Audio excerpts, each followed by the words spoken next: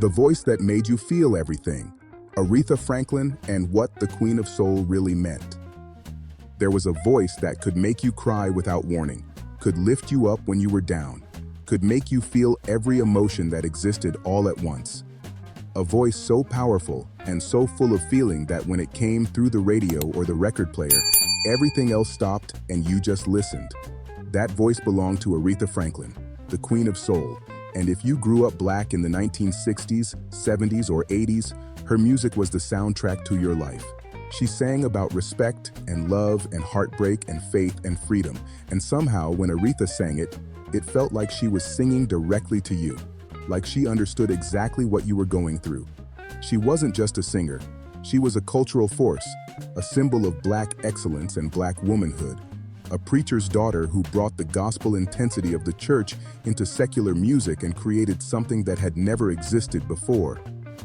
When Aretha sang "Respect," she wasn't just asking for it, she was demanding it. And every black person listening understood that she was demanding it for all of us. When she sang "Natural Woman," she was celebrating a kind of femininity that didn't require apology or diminishment. When she sang anything, you felt it in your soul, because that's what she had. Soul that she poured into every note, every run, every moment of every song. Do you remember the first time you really heard Aretha Franklin? Not just heard her music playing in the background, but really listened and felt the full power of that voice? Maybe it was "Respect" playing on the radio, those opening notes, and then Aretha spelling it out, R-E-S-P-E-C-T. Turning Otis Redding's song into something completely different, something that spoke specifically to black women's demand for dignity and recognition. Maybe it was "Chain of Fools," or "Think," or "I Say a Little Prayer," any of the dozens of hits that defined an era. Maybe it was hearing her sing at church or at a community event, understanding that this wasn't just entertainment. This was something sacred and powerful that connected directly to the black experience. Aretha Louise Franklin was born in 1942 in Memphis, Tennessee, but grew up in Detroit, Michigan, where her father, C.L. Franklin, was the pastor of New Bethel Baptist Church. Reverend C.L. Franklin was famous in his own right, a powerful preacher whose sermons were recorded and sold across the country, whose church attracted thousands of worshipers, who was a celebrity in the black community, and a civil rights activist. Growing up in that environment, surrounded by the music and passion and community of the black church, shaped everything about Aretha's approach to music and performance. The church was where Aretha learned to sing, standing up in front of congregations as a child, feeling the Spirit move through her and through the people listening. Gospel music taught her about vocal runs and emotional expression, about building intensity and releasing it, about connecting with audiences on a spiritual level. The techniques she learned singing gospel, the way she could take a single word and stretch it across multiple notes, the way she could make her voice soar and then bring it back down to a whisper, the way she could make you feel like she was testifying about the deepest truths. All of that came from the church. But growing up in Reverend Franklin's house also meant being exposed to the wider world of black culture and politics. Her father's friends and visitors included Martin Luther King Jr., Mahalia Jackson, Sam Cooke, and other major figures in civil rights and music. Young Aretha was absorbing lessons about dignity and resistance, about the role of black artists in the freedom struggle, about the connection between spiritual expression and political consciousness. All of this would shape her career and her understanding of what it meant to be a black artist in America. She started her professional career singing gospel, recording her first album at age 14 for a small gospel label. Her early gospel recordings show the raw power that was already present, that incredible voice that could fill a church or an arena, that could make people weep or shout or fall to their knees. But as she got older, Aretha wanted to sing secular music, to reach broader audiences, to express the full range of human emotion beyond just religious themes. Her father supported this transition, understanding that she had gifts that needed to be shared with the world. Her early secular career in the early 1960s with Columbia Records was frustrating. The label didn't know what to do with her, tried to make her into a jazz singer or a pop singer, put her with producers and arrangers who didn't understand her strengths. The records were professionally made but lacked the fire and passion that made Aretha special. She wasn't failing exactly, but she wasn't breaking through either, wasn't becoming the star that everyone who heard her knew she could be. Everything changed in 1967 when she signed with Atlantic Records and started working with producer Jerry Wexler. Wexler understood what Columbia hadn't, that Aretha needed to be in an environment where she could draw on her gospel roots, where her piano playing and arranging instincts could be incorporated, where the production would support rather than constrain her powerful voice. He took her to Muscle Shoals, Alabama, to record with Southern soul musicians who understood the Black church and R&B traditions that Aretha was drawing from. The first song they recorded at those sessions was a cover of Otis Redding's song about a man asking his woman for respect. But Aretha transformed it completely, turning it into a woman's demand for respect from a man who wasn't giving her what she deserved. She added the RESPECT spelling section, added the "Sock It to Me" refrain with her sisters Carolyn and Irma singing backup, infused the whole thing with a combination of sass and power that made it undeniable. When that record came out in 1967, it became an instant anthem, not just for women demanding respect from men, but for Black people demanding respect from white America, for anyone who had been made to feel less than demanding to be recognized as fully human. Do you remember how respect felt when you first heard it? How Aretha's voice commanded your attention? How the spelling of the word made it impossible to misunderstand what she was demanding? How the whole song radiated confidence and power? For Black women especially, hearing Aretha demand respect with such conviction was transformative. She wasn't asking nicely or hoping someone would be kind enough to give her respect.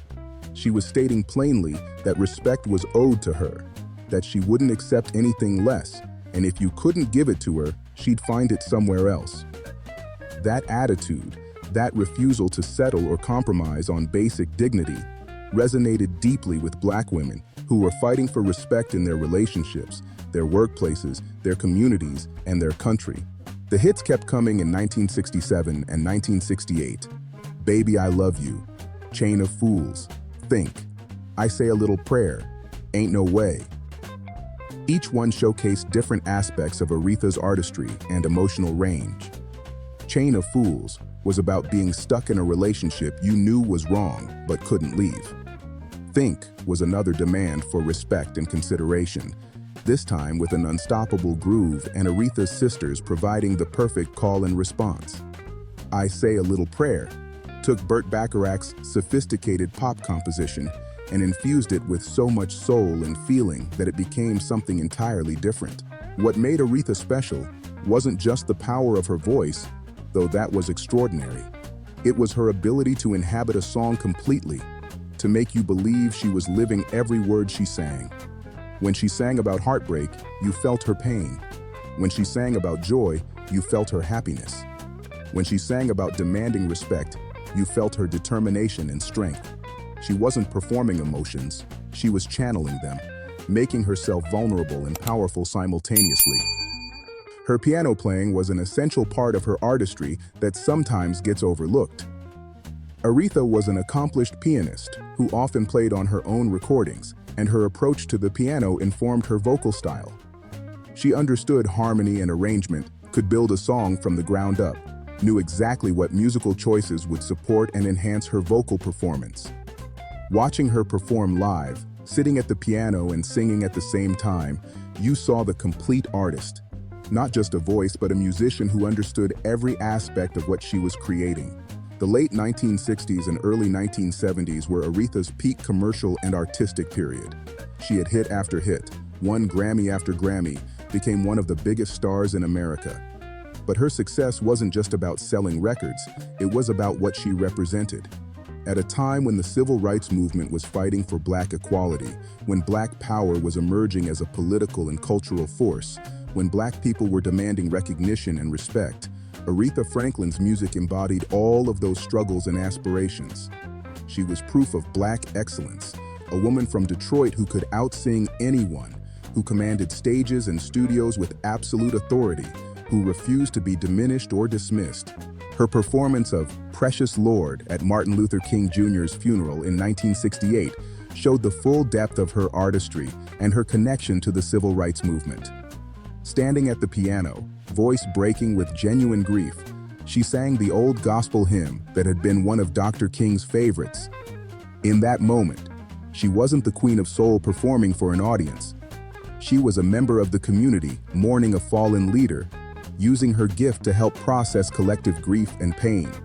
The performance was devastating and beautiful, showing that Aretha's talent could serve purposes beyond entertainment, that her voice could be an instrument of healing and solidarity.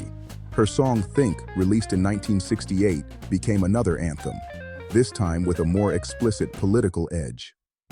The lyric about freedom, freedom, freedom, freedom, resonated with the Black freedom struggle, with the demand for liberation that was central to the civil rights and Black power movements.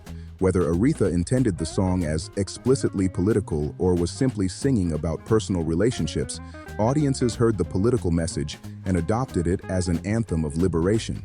For young Black girls growing up in the 1960s and 70s, Aretha Franklin was a model of what Black womanhood could be.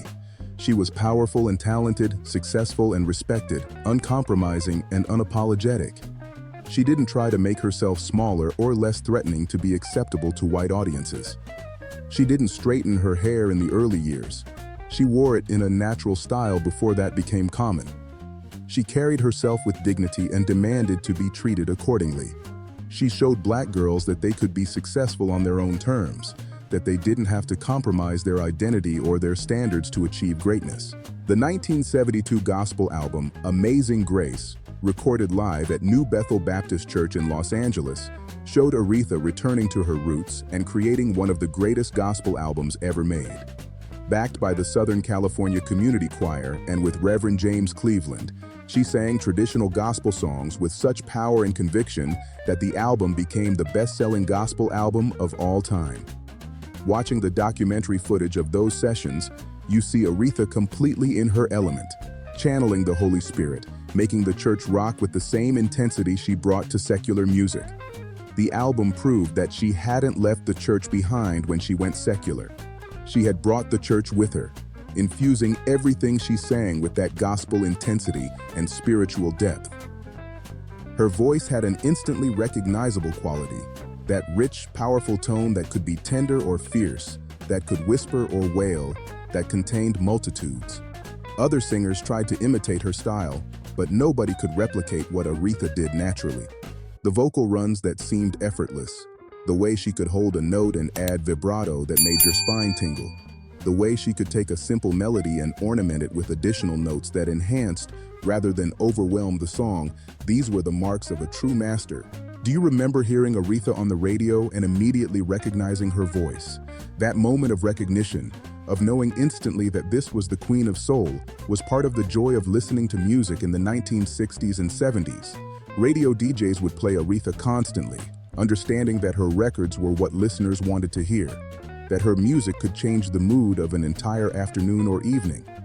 Her songs became the soundtrack to parties, to family gatherings, to quiet moments alone when you needed to feel something deeply.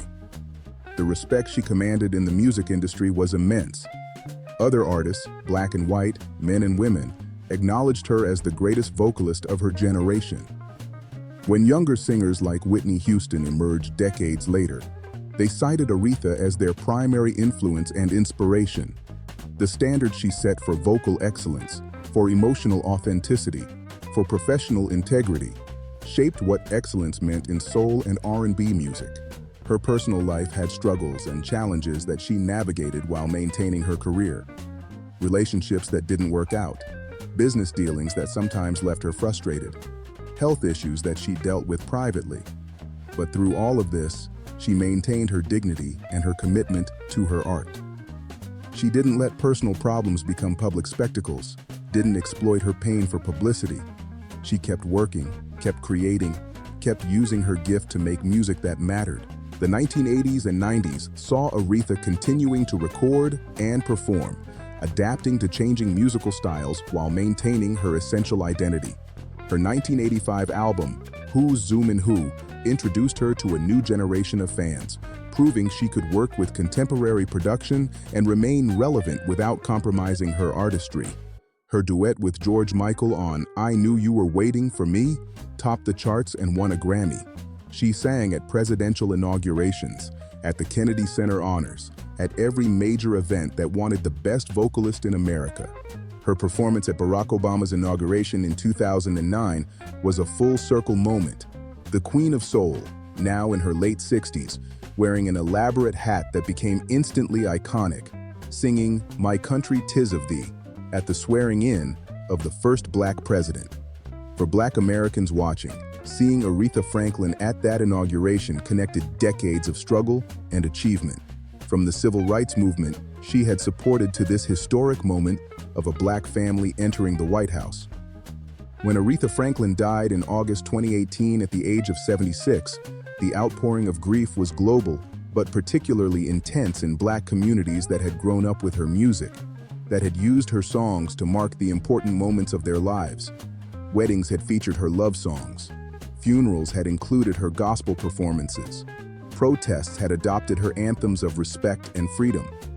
She had been there for everything, providing the soundtrack to Black life for more than 5 decades.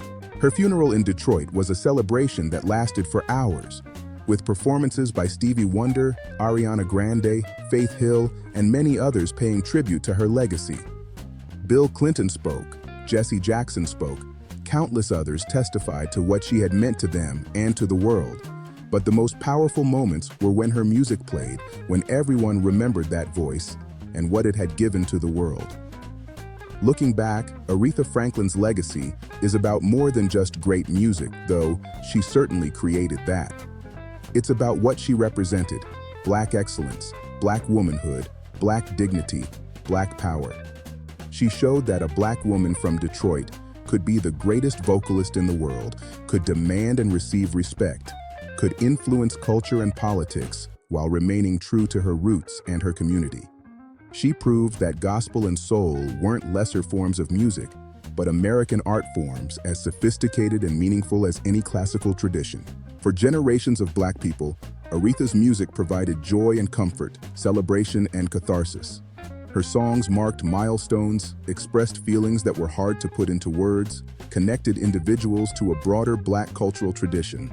Young people discovering her music today still feel the power of that voice, still understand why she was the queen, still find in her performances something that speaks to fundamental human emotions and experiences. The title, Queen of Soul, wasn't just marketing. It was recognition of her dominance and excellence in the genre she helped define. Soul music, that combination of gospel intensity, R&B rhythm, and deep emotional expression, found its most perfect voice in Aretha Franklin. She set the standard that everyone else was measured against, created a body of work that will endure as long as people listen to music.